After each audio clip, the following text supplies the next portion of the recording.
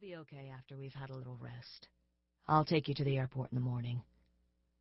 Her mother was going to cry again, Abby thought guiltily, and she still didn't know why, and couldn't ask. Not now. And Bryce. She knew she was shutting him out exactly the way she was closing out everyone else, and she knew it was unfair, even cruel. But she couldn't help that either. He wanted to hold her, to comfort her, to wait on her, do whatever he could, and she was like a stick in his arms. Silently she began to gather plates, cups, and saucers. Her friends Jonelle and Francesca had brought food, she remembered. It all looked strange and unfamiliar. "Honey, please, go take a long bath. Try to relax," Bryce said. "We'll take care of this." With the unquestioning obedience of a good child, she left the room to go take a long bath. She could hear their voices as she went up the stairs, talking about her, the state she was in, she thought distantly.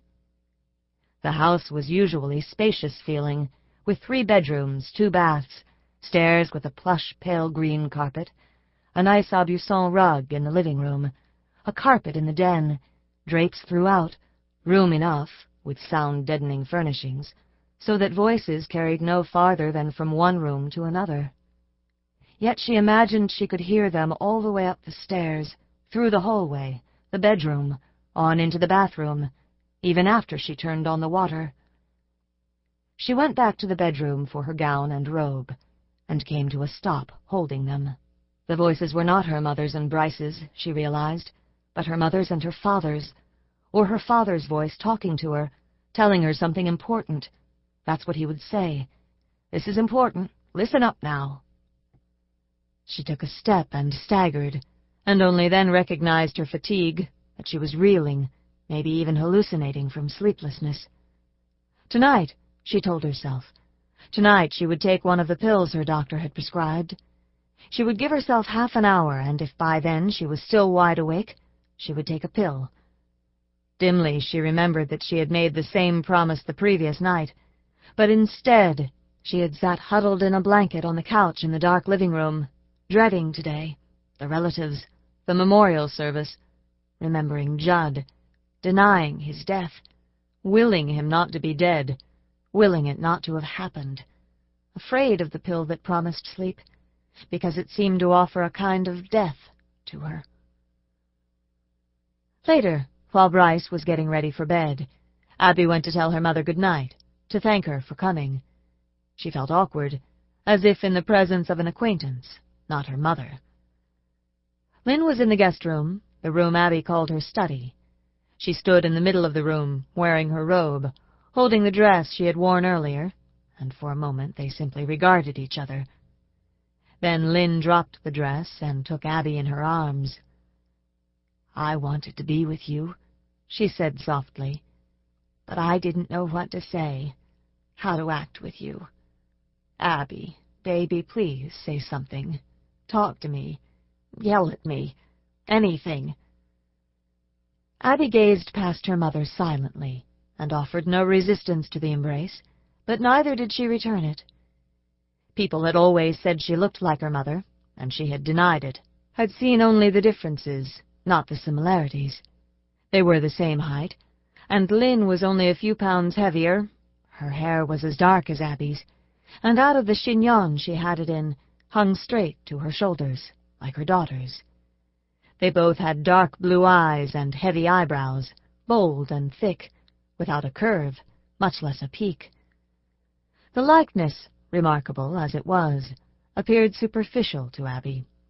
The image of her mother that rose in her memory was of a face contorted with anger, a mouth pinched in fury or downturned in resentment, glaring red-rimmed eyes, her voice loud and shrill, out of control in her rage or whining in self-pity. She disengaged herself and drew back, picked up her mother's dress and took it to the closet, placed it on a hanger. "I can't talk right now," she said, her back to Lynn. "Not right now. I'll come visit you in a few weeks." "No, don't come up to Seattle. Call me and I'll come down here. We'll go to the coast for a day or two. Will you do that?"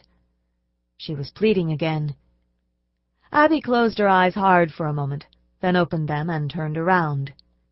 "Yes, I'll call you when things settle down again. We'll go to the coast."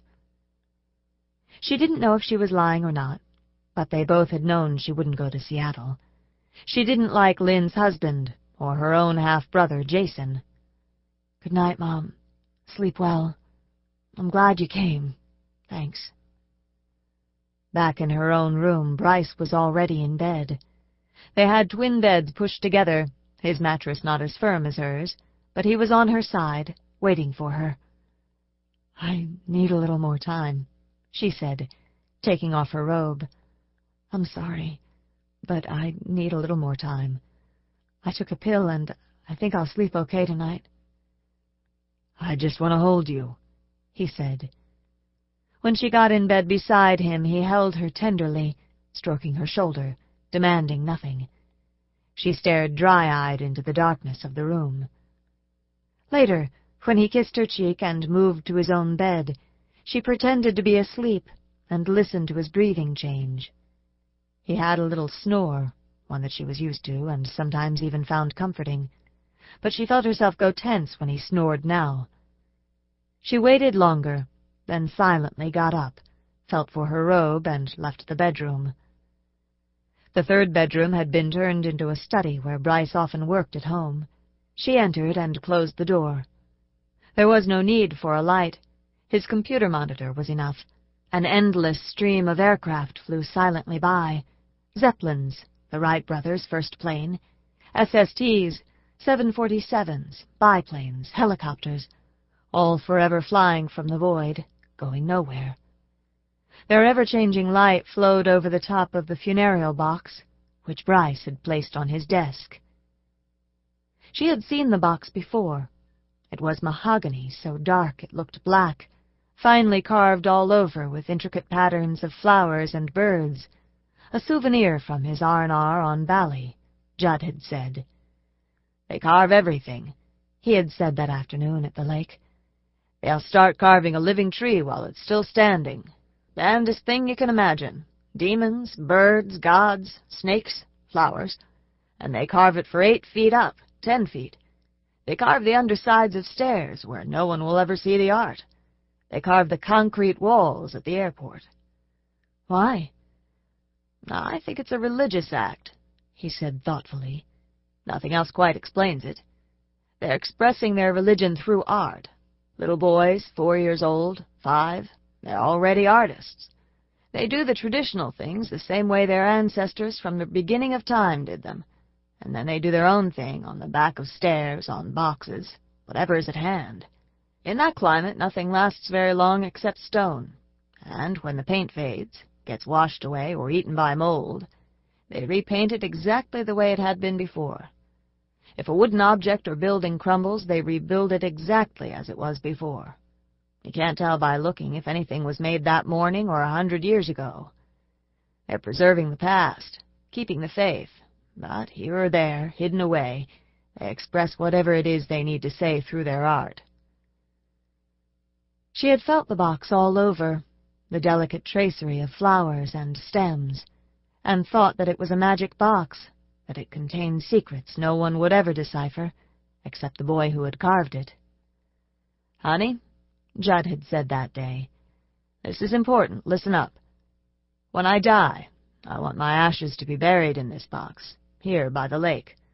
I might never ask another thing of you, but this is important. Will you do that for me?" She had nodded solemnly. At 10 years of age, she had not yet believed in dying. It did not occur to her to ask why he was telling her, not her mother. The divorce came 2 years after that. Perhaps he had already known Lynn would not be around to carry out his wishes. She touched the box on Bryce's desk, and again felt the mystery of the carved wood, the unknown, unknowable mystery of the artist who had carved it. She felt the mystery of the man whose ashes were inside it, her father.